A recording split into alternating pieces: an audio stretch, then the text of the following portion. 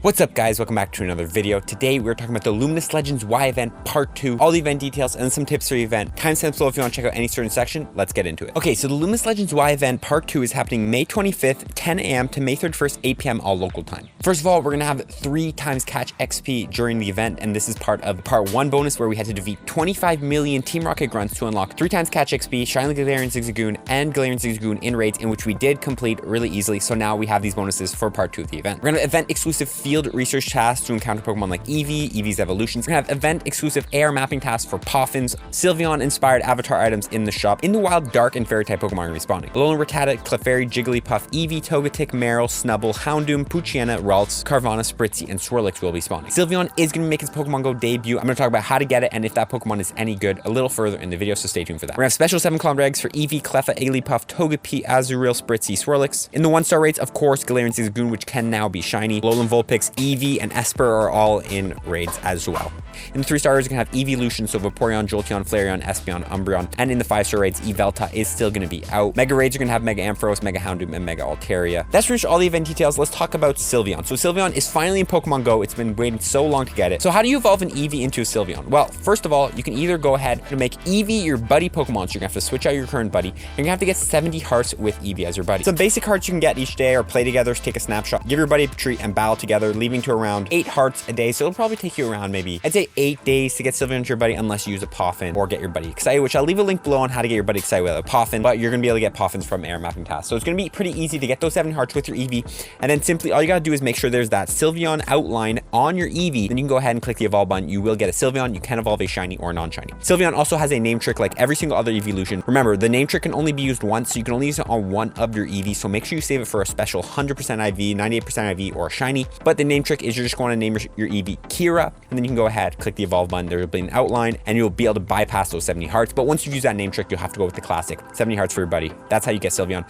Now let's check out if Sylveon is any good in Pokemon Go. Check it out. Sylveon is a pure fairy type Pokemon. Max CP of 3,470, attack of 203, defense of 205, and stamina of 216. For fast moves, you can learn Quick Attack and Charm, and for charge moves, you can learn Draining Kiss, Dazzling Gleam, Boon Blast, and Last Resort, which is a legacy move for the Eeveelutions. As far as raids go, Sylveon is going to be the number 6 overall pick. Shadow Gardevoir and regular Gardevoir plus Togekiss all do outclass this Pokemon in terms of DPS and bulk. Let's check it out for PvP. Ranked 114 overall in the Great League, best ranked as a lead Pokemon with Charm, it can do work. In the Ultra League is where it'll shine in the number 66 slot, countering Giratina Altered Obstagoon. Again, it's best ranked as a lead Pokemon, and it's actually very well ranked in the Magic League, 30 overall with XL Candies. Again, best ranked as a lead Pokemon, handling a lot of those dragons up there in the Master League, like again, the Giratina, Dialga, and all of those Pokemon. You're gonna need Last Resort Legacy move to have these rankings, but Sylveon can do work in these leagues. So yeah, Sylveon, pretty decent for the Master League and the Ultra League. That's pretty much Sylveon for you guys. Now let's take a look at the wild spawns and what to catch. First of all, you want to grab yourself Clefairy, evolving into Clefable, good in the Great League and the Ultra League with XL Candies. We also have the Jigglypuff evolving into Igglypuff, another good charmer for the Great League. There's gonna be a lot of charmers in here, guys. Eevee evolving into the Eeveelutions. I'm gonna make a video on the best Eeveelutions and how to get all the Eeveelutions soon,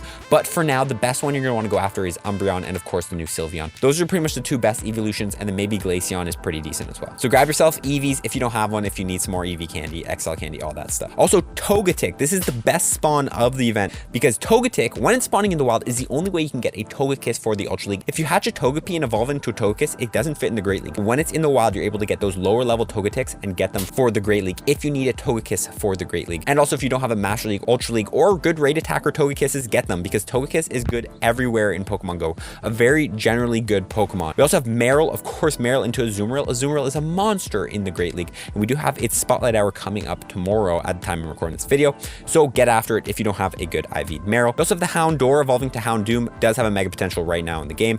Ralts evolving into Gardevoir and Gallade, both of them do have mega potentials. Gallade is good in the Ultra League, Gardevoir is a good raid attacker as well. Carvanha does have the mega potential in the future, and finally Spritzee and Swirlix evolving to Aromatisse and Slurpuff, 2 good charmers for the Great and the Ultra League you can get after. Wild spawns are decent this week, a lot better than the part 1 event, which had some really bad wild spawns, but finally, remember, get that Togetic and get those Marills. That's what I'd recommend. Taking a look at the 7-kilometer eggs quickly, honestly, I don't recommend hatching any of these. All these Pokemon or their evolutions are spawning in the wild, so unless you really love getting shiny baby Pokemon like Cleffa, Igglypuff, Togepi, and Azurill, don't waste your money on the Zegs. Of course, use your free incubator to get them, but don't waste your actual money on them. Now, before we take a look at the raids, I want to talk about shiny Galarian Zigzagoon. So we unlocked it, we did the 25 million grunts, we now have shiny Galarian Zigzagoon evolving into shiny Galarian Obstagoon in Pokemon Go, so get after that one if you want. It's going to be in 1-star raids. I think that's the only way you're going to be able to get it during this event. So Niantic is really trying to make us money worth unless there is a field research task that I haven't seen yet. So this is something to raid if you'd like. And of course, Zigzagoon is good in the Great and the Ultra League. However, you might have to trade it for PvP IVs. Other than that though, the 3-star raids, all the Eeveelutions, maybe you could raid Umbreon if you need one for the Ultra League, because in the Ultra League, you want 100% IV level 50 Umbreon. But if not, then go after Yveltal. Remember, Yveltal, good for PvP in the Master League and the Master League Classic, and you can use it as a flying and dark type attacker if you want, but there are better options. And of course, the Megas, but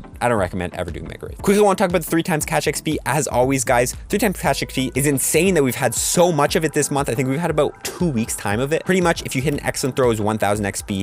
If you hit it during 3x catch XP, you're going to be getting 3000 XP every Pokemon you catch on an excellent throw. And then of course, you throw a lucky egg on, you're getting around 6,000 to 7,000 XP per excellent throw, which is absolutely insane. If you need XP, just hit excellent throws. You can use lucky eggs if you want to make your leveling up even faster, but you don't even need lucky eggs. Just make sure you're focusing on hitting excellent throws during this week. There are a couple easy excellent throws during this week. I would say Jigglypuff is pretty easy. Alolan Rattata is pretty easy. Snubble's a pretty easy excellent. Poochyena. Whatever you think is easiest out of all these Pokemon in the wild, focus on those excellents as you can be able to get a lot of XP. And you guys have heard it a million times. Get after it. I want to talk about the AR mapping task for Poffins, guys. Poffins, usually 100 coins in the shop, but you can stack them up super easy through these AR mapping tasks. So if you ever find them, AR mapping tasks, super easy to do. You just want to scan a Pokestop. I'll put some footage on how to do it up here. You might not be able to do it because some phones don't actually have the processing power to do it, but if you do, get after those Poffins. If you like best buddying, you can get a lot of free Poffins from doing these simple AR mapping tasks, and they'll probably leave after this event and be only in the shop. And then final thing I want to say, I haven't seen the field research yet,